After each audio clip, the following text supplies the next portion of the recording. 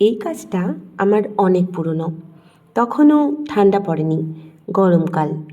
তোমরা আশা করি সেটা এই ভিডিওটা দেখলেই বুঝতে পারবে, কারণ তখনও আমার গায়ে শীতের পোশাক ওঠেনি। কিন্তু এতদিন আগের কাজ এত পরে আপলোড করছি কেন?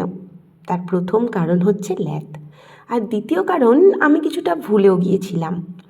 রিসেন্টলি আমার বাড়ির একটা অনুষ্ঠানে আমি আমার এই হেয়ার অ্যাক্সেসরিজটা ব্যবহার করেছিলাম, আর তখনই আমার মনে পড়ে যে এই ভিডিওটা তো আমার আপলোড করা হয়নি।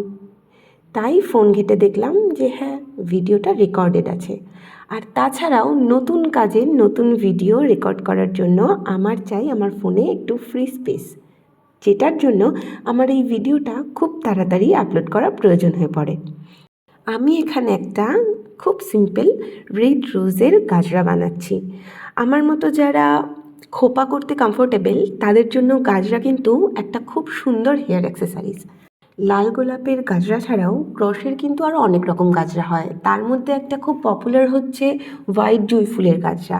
আমি এখানে রেড রোজের গাজরা বানাচ্ছি, তার কারণ হোয়াইট কালারটা মেনটেন করা একটু কষ্টকর, তাই জন্য আমি এখানে রেড রোজের গাজরা বানাচ্ছি, যেটা মেনটেন করা তুলনামূলক অনেকটাই সহজ।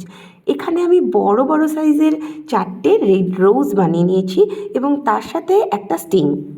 আর তোমরা দেখতেই পাচ্ছ যে দড়িটা আমি বানিয়েছি সেটা গ্রিন কালারের, আর আঠা দিয়ে আমি এখানে রোজগুলোকে স্টিংয়ের সাথে অ্যাটাচ করে নিয়েছি এবং সাথে সাথে আমি পরে দেখে নিচ্ছি যে ঠিক কেমন লাগে।